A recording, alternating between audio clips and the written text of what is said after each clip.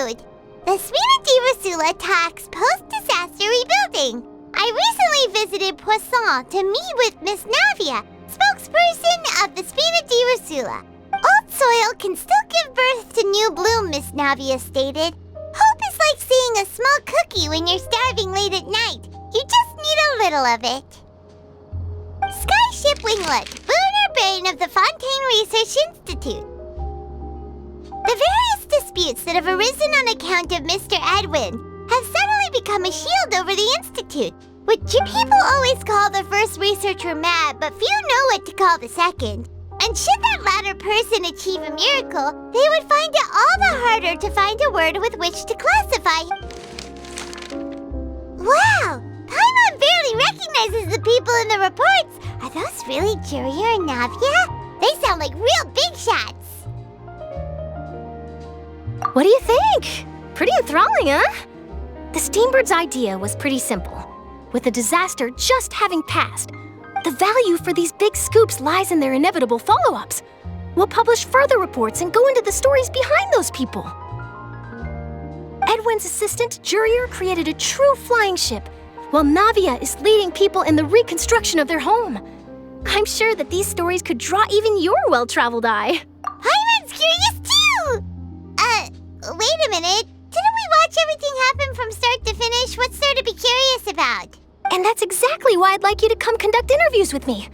You're the best incubators of news, if you haven't noticed. And also, with you around, I'm sure I'll get to see that Duke. Are you sure? Hasn't he turned you down several times already? Oh, this time will be different. Come on, let's head to Poisson first, and then make a trip to the fortress. There are some things you'll only know when you get there. Navia! Oh, it's you. What brings you all here? Hey, we're just having a look around. I'm here to update myself on how things are going here. Oh, the Fatui are here too. Let me introduce you. This is Mr. Garunt Snežević. He represented the Knave in sending us a large amount of supplies, and is helping with our work. Our residents are hard at work as well. Thanks to everyone, work is progressing nicely. We've lost a lot of people, but we're moving forward. Hello, Miss Charlotte. I'm a big fan of yours. I especially like that article you wrote last year about Fontaine's stray cats. But if you don't mind, could you not emphasize our role too much in your report? It's not charity we're doing here. We just happen to share the same interests as the Spina. I get where you're coming from. I'll keep it as simple as possible. Or would you be willing to feature as friendly neighbors? That would be fine. Thanks. Oh, you're back too. How are things? We finished laying down the construction materials. It'll be another hour before the workers are able to go over there. Huh? You're here too, Clarence? Well, her reputation's greatly risen after that whole duel business with Miss Farina. So she's here in Poisson to wait out the heat. All right. There's too much to consider in the reconstruction of Poisson. The Spina has need of more decision-makers. And, well, I do already happen to be connected to Mr. Callis. Oh, wait just a moment. Do you mind me asking a few questions? You know, about how you felt before the duel, about what it was like facing down a god. There's lots of exciting material there, I bet. Forget it. I'm sure you can find a better theme than that, Miss Charlotte. I see you're the same as always. Couldn't you do me a favor for Navia's sake? Well, if we're talking about doing things for my sake, you might as well just take a few more photos of me. Of course I will. I'm not gonna let him off that easy. All right, then everyone who wants to be in the photo, gather up. And...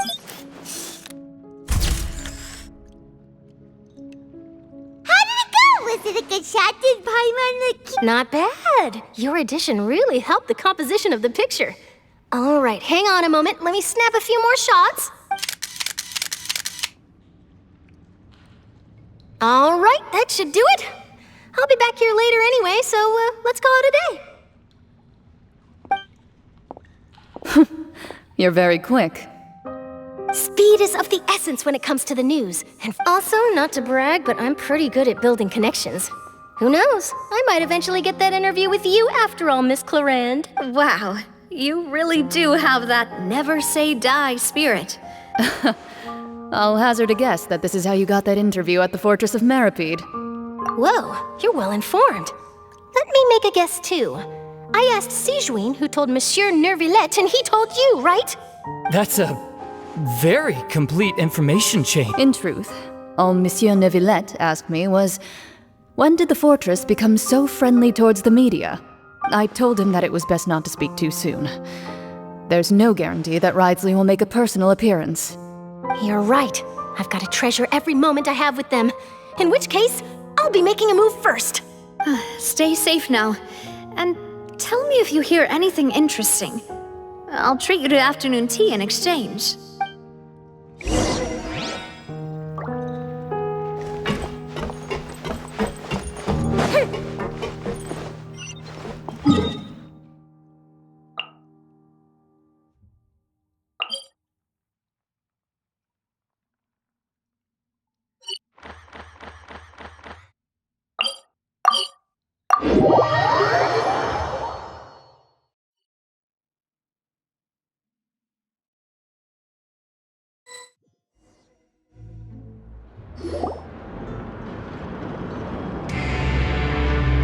Wow, guess we're here again, huh?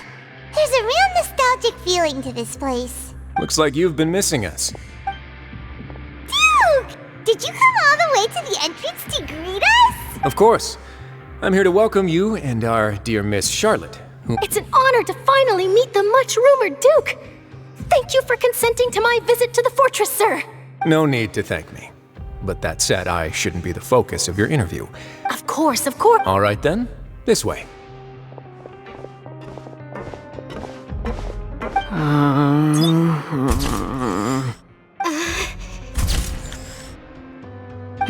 Hey, no need to be so nervous. I've already, Miss Charlotte, do these pictures really need to be published on the cover of the Steambird? It would seem that Miss Lorvine doesn't want her face to appear... Sir, please don't say things like that. But it looks like dear Mr. Jurier denies it. Might this interview be very important to you then? No, I just... This is my first time being interviewed, and I'm very thankful to the Steambird for... Now, I might not look it, but I actually did meet Mr. Edwin once. And I'll be honest, I enjoyed chatting with you more. You've definitely got more of that genius vibe going on. The boat that brought about a miracle, the ark that saved the people. Why, you recreated a myth back there. Like, still, if I might ask. Huh! Looks like Charlotte's trying to get herself another exclusive scoop. I have to apologize, but that ship is presently in the bowels of our factory. Really? Well, then in that case, could I have an interview with you to make up? You already know my answer, I'm afraid. Best you interview our head nurse instead. Or perhaps you'd like to take another photo of this couple of researchers? Did you really have to use the word couple? Well, then, 2 solo photos will do. Is my hair messed up? Please, someone help me have a look. Things sure are getting pretty lively here. We've seen this kind of thing before. Oh, seems like everyone's here. Would any of you like to try this new drink I came up with? Ah, Sigewene.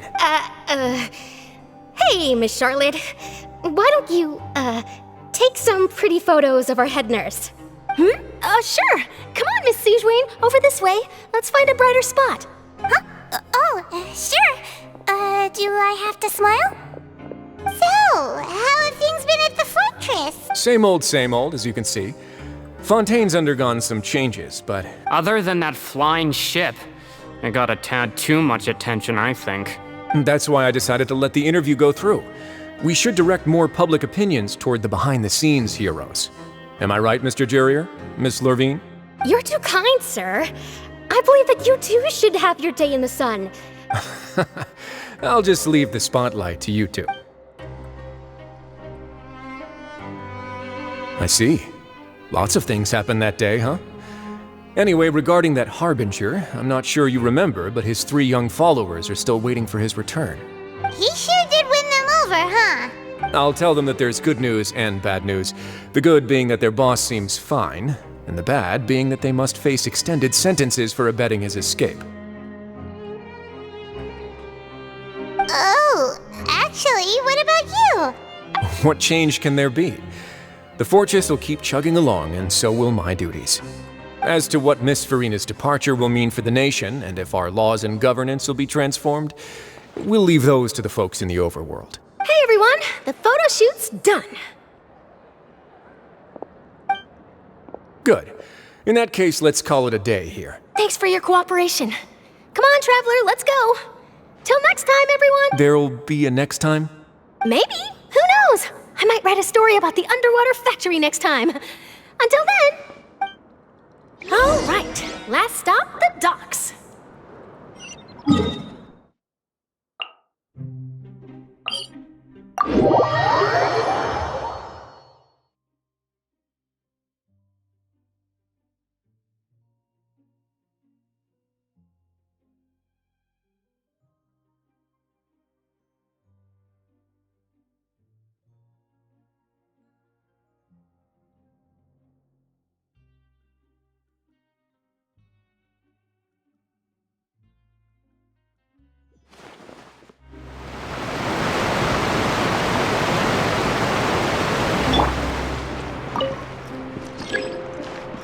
Adventure time!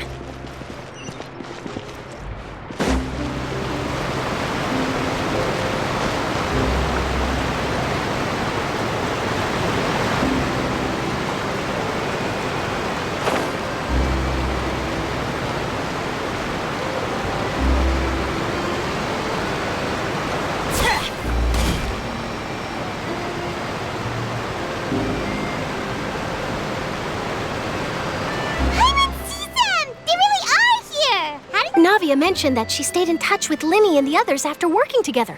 Apparently, they've been at the docks distributing these strange pockets the whole time since. Traveler, Paimon. Ah, and Miss Charlotte, too. Would you like a magic pocket? What sort of gadget is it? It's a wondrous bag that can be used to carry many things.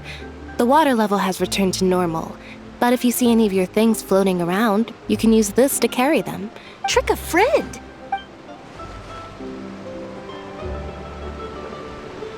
You could just make a friend like Fremine here. Isn't that right, Fremine? Is this what you meant by, I'll help you make some more friends? To be honest, that sounds pretty sweet. Could I have your contact, please?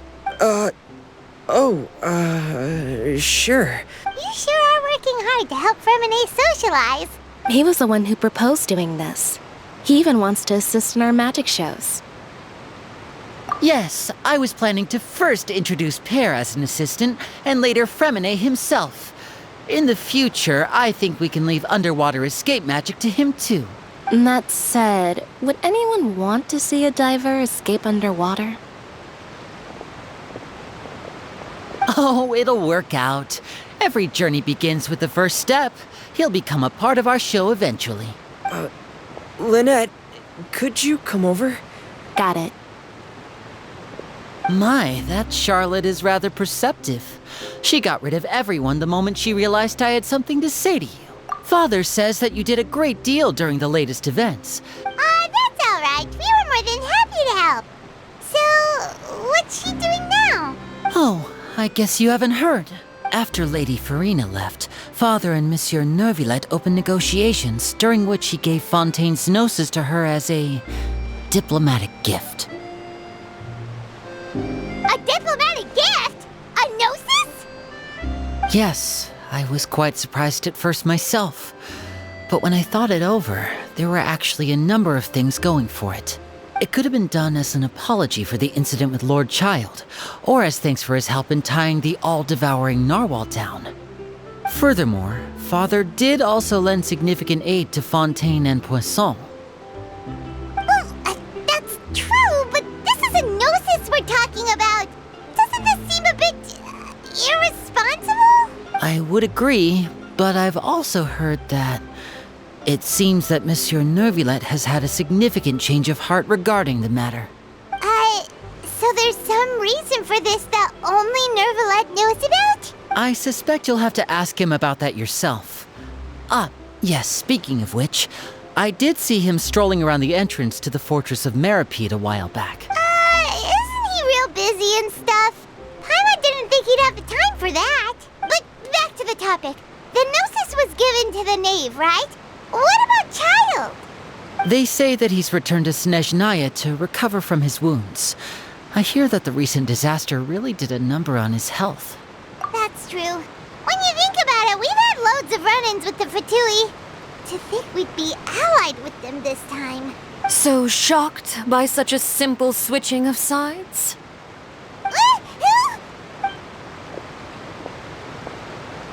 Father! Well, well, what do you know? Come to the docks to see how my children are doing and meet the Traveler by chance. Please do not pay my accomplishments in Fontaine too much mind. Are you going to take the Gnosis back to Snezhnaya? That is our duty as harbingers. Don't be too preoccupied with sides. The goal of the Fatui concerns not a single place or person, but the entire world. With such a grand goal in mind, it is inevitable that we must wear many masks. Switching my masks is something I've always done. Well, that depends on many things. No one truly knows what the future holds. What good is honesty if you can't rely on it forever? As for you, I very much look forward to our next collaboration. Good things cannot be achieved alone, and you've proved yourselves to be great partners. A vision? All right. I'll remember to return it. Thank you for keeping it safe for him this entire time. And that's a wrap for me. Huh? You... Greetings, Miss Journalist. Hello. If I'm not mistaken, there are diplomatic channels I'll need to report to take a photo of you. That is correct. So forgive me, but I will not be able to serve as a subject in your article. However, feel free to write as much as you'd like about our dear magicians. I will. The sea breeze is quite pleasant. I shall continue my walk while the weather remains so agreeable. Farewell, Father. Oh, she has such an intimidating presence. I didn't even dare to take a picture. Thankfully, I've already wrapped up all my pre-scheduled interviews. Thank you all. Don't be too nervous. Why don't you take a magic pocket before you go? Here, Traveler, Paimon, you take one too. To move things about? That's right. Funny. I was giving out magic pockets when we first met too. I guess this must be life. We will all follow our own paths. All right then. We'll be handing out pockets in some other districts later, so we'll get going now. Well, guess we sent Charlotte off. Shall we go see how Neverlette's doing? As long as he's not so busy that he doesn't have time to chat anyway.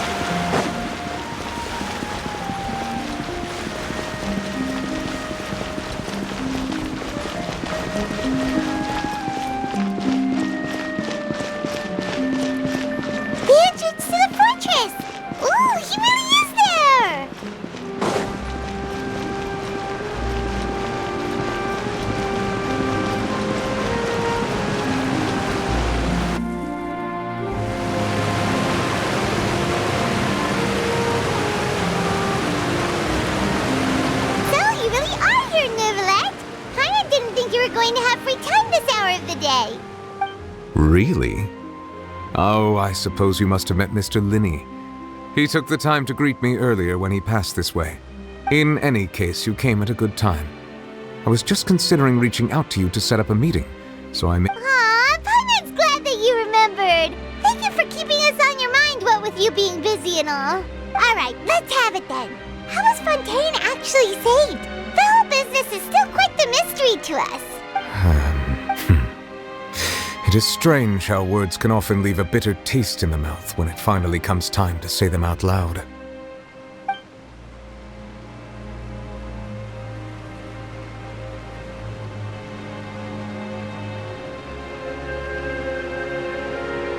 Whoa! So that's what happened? Focalor destroyed the divine throne of the Hydro Archon and restored your power to you, transforming you into a fully fledged elemental dragon sovereign! But Paimon still doesn't quite get what you did to save the Fontainians from dissolving. For me, the authority of the ancient dragons refers to absolute control over the hydro element. Fontainians were incomplete humans born of Egeria's use of the power of the primordial sea, with constitutions similar to that of mimics. But so long as those primordial energies remain within them, I could use the ancient dragon's authority to grant them true blood, after the fashion in which life was first brought into being on this planet. In other words, when I gave my verdict, Fontainians became true humans, and thus would naturally no longer be dissolved by water from the primordial sea. Focalor must have counted on you to make that decision as well. Your verdict was the key to making the prophecy appear to have come true while saving everyone. Yeah, and in a manner of speaking, Focalor finally managed to fulfill the original Hydro Archon's wish to turn Oceanids into real people too! It seems from your expressions that you still have more things you wish to ask. Ask away. I will tell you the truth as I know it. I have investigated his case along many avenues, and I have learned that he once fell into an unknown chasm when he was young. There, by chance, he awakened the all-devouring narwhal. But whether it be by sentiment or reason, that should not have been enough to consider him the root cause of the disaster. At most, he would have had tangential liability. As for the judgment passed by the oratrice during the trial, whether it was due to that liability by association or Focalor deliberately using him to buy time for us on the assumption that he would be able to hold the creature off, I cannot say. Guess Focalor had Fontainians in mind the whole time. In the end, it was thanks to her that they finally became real humans. Hang on a second. Paimon suddenly got another question. Back when Fontainians hadn't yet become real humans, were the children they had also transformed Oceanids? Life has always flowed like water. Do you recall how Fontainians would often come to the Fountain of Lucine to pray for children? Yeah, Lynette said the fountain is where all the waters in Fontaine converge. In truth, even those couples did not know that such prayers were no mere custom, but instead a form of ritual. Those Oceanids who were blessed within the spring water would later descend as new humans in the coming months. Paimon sorta gets it now. Ask away. I will tell you the truth as I know it. Yeah, about that. Risley said Farina has already left. Ah, Lady Farina. The people are only aware that her death sentence has not been carried out. She abdicated the post of Hydro Archon and left affairs related to that title to me. I related Focalor's words to her faithfully and completely. After hearing them, she seemed neither saddened nor comforted. She simply said that she was tired and needed to... Having said that, she then packed her things and moved out of the opera house. Not unlike how an ordinary person might. But she's still got a place to stay, right? You need not worry. I will make arrangements to ensure that she will not want for food, clothing, board, or travel. In truth, I am somewhat happy for her. The wear and tear on her spirit will, of course, take time to heal. But now that she no longer has to play the role of Focalor the Hydro Archon, she can finally lay down her burdens and lead a normal life. What about you then? What are your plans now that you've regained your full powers as the Hydro Dragon? After Focalor passed on, the oratrice also ceased to function. This matter will directly affect our trials. After much careful consideration, I've decided to take over its role in our courts. Looks like you're still considering stuff from the perspective of the Udex, huh? As an elemental dragon, there are indeed many things that I must do. But this power and this duty, in a manner of speaking, you could say that both were granted to me. As such, before I attend to my other responsibilities, I must first and foremost continue to serve Fontaine as its highest judge. The duty of the Hydro Sovereign and the duty of the Eudex shall coexist within my person. Additionally, the Hydro Archon's departure has brought about another problem, which is that the Opera House shall no longer produce indemnitium. That's true. That power was derived from the people's faith in the Hydro Archon, wasn't it? Wait, but the various mechs and machines in the city are all still okay. As I am now, I have full command over New Música, and it can serve as a complete substitute. Another reason why I cannot quite leave Fontaine immediately. Wow. This ancient dragon's authority stuff is really quite useful, huh? Ask away. I will tell you the truth as I know it. Oh, that's right! They say you've given it to the knave as a diplomatic gift or something. Leaving aside their intentionality, the two Fatui Harbingers have indeed done much for us during this crisis. Their sole remaining goal in Fontaine, at least at this point, would seem to be the Gnosis. The Oratrice has ceased to function. The Hydro Archon's divine throne is now no more, and I do not need the Gnosis's power. As such, it has lost all meaning for Fontaine. If the Fatui have impure designs, then we might as well accede to their request now, and avoid unnecessary conflict. What complicated considerations. Paimon thought you were just giving it to them out of gratitude to the knave and as an apology to Child. Ask away. I will tell you the truth as I know it. You will soon be heading to Natlan, I presume. I'm afraid that I have little talent as a travel guide, so all I can do is tell you what I know about that land. As far as I'm aware, Natlan can be said to be a nation of dragons. A nation of dragons? No, I suspect that I would not find myself welcome there. Unlike ancient dragons such as myself, the dragons of Natlan have undergone long years of development and evolution. Large numbers of them have entered a form of coexistence with humanity. Natlan is also the nation of war. War ravages those lands like an undying flame. There is one other piece of information I got incidentally from my negotiations with the knave that I believe the Harbinger known as the Captain has thrown his hat into the endless ring of war. The Captain. Sounds like a real tough customer. Seriously, everywhere you look, there's a Fatui Harbinger doing their thing. I suggest that you fully prepare yourself before going to Natlan. In the meantime, Fontaine's doors will always be open to you. Ask away. I will tell you the truth as I know it. Hang on a sec. Paimon's still got a question about the Gnosis. When we spoke to Linny earlier, he mentioned that your attitude towards giving away the Gnosis had clearly changed. We guessed that there might be some reason for it that only you were aware of. No wonder the House of the Hearth is the Fatui's intelligence division. They are certainly sharp. So regarding this specific issue, I was just getting ready to share something with you. What is it? In truth, I exchanged some further words with that lady named Skirk after sending you two back to the surface. It went something like this.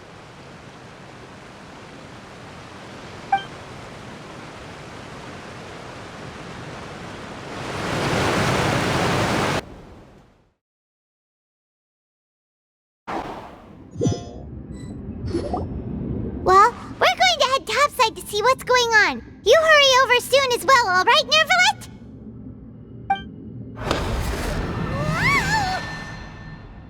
What next? The all-devouring narwhal isn't here, so I'm no longer getting any interference. I can finally catch the scent of your power. It is the authority of the planet's primordial dragons, but with something very similar to a god's curse mixed in. It's quite a novel blend. I'm sure I've encountered something like this before. What was it again? I do not know what you speak of. Of course. How could I forget? You should have the remains of the third descender on your person, yes? Remains? I've never heard of any such thing. According to your parlance, I believe it may be called a gnosis. Well, that much is true. After Focalor's divinity faded, she handed her gnosis to me. But I fear I have never heard of it described in the manner that you just did. I've been training with my master, the Foul, ever since I was young, and I have never returned to the surface since. So most of the information I possess, I got from him. It is only natural for those who are greater than humanity to possess a different sort of common sense, which is why there are so many problems in our attempts to communicate with humans. Regardless, you should probably get rid of objects of misfortune to prevent any disasters from befalling you. To live in itself is a blessing. But once a person dies, the bonds he once had with this world shall all turn to curses. What do you mean by that? No need to fret. These are just my personal thoughts. And my reason for no longer wishing to return to the surface. This third descender you refer to, who are they? Master never mentioned them to me. Perhaps it just wasn't that important for me to know. If you're interested, though, I could ask him. I'll be sure to pass the answer on to you next time. Next time? You believe we will meet again? I do. Wait. I have a disciple of my own, don't I? He can be the messenger then.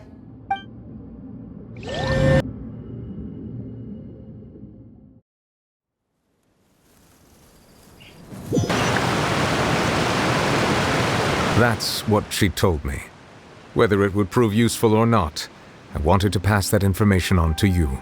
The remains of the third descender? So that's what the Gnosis actually are.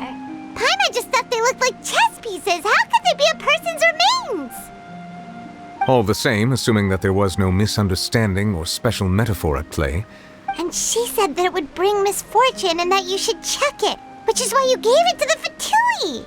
If she speaks the truth, then I would simply be putting Fontaine at unnecessary risk by keeping...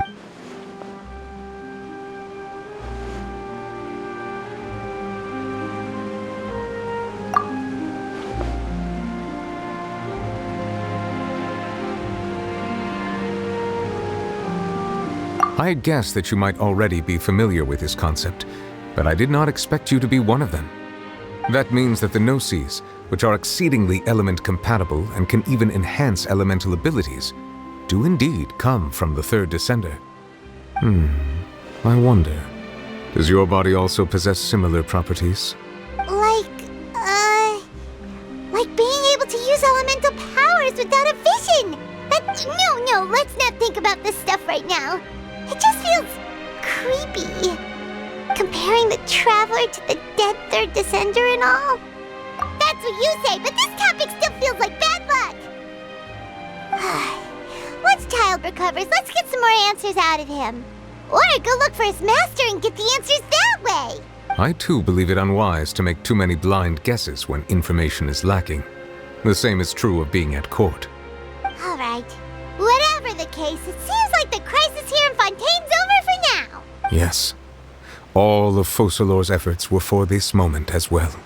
But she sacrificed herself in the end as a god, and she suffered through all those years as a human. I suppose that would be the mystery of a god's will. I suspect not. But once in a while I too would guess that if wishes were like the clouds in the sky, they will one day return to the earth as raindrops. Life flows like water, and rain is the final answer. The water levels may sometimes tilt one way or another, but the rain falls fairly upon all. And what, ultimately, is the difference between the rains that fall upon all of us?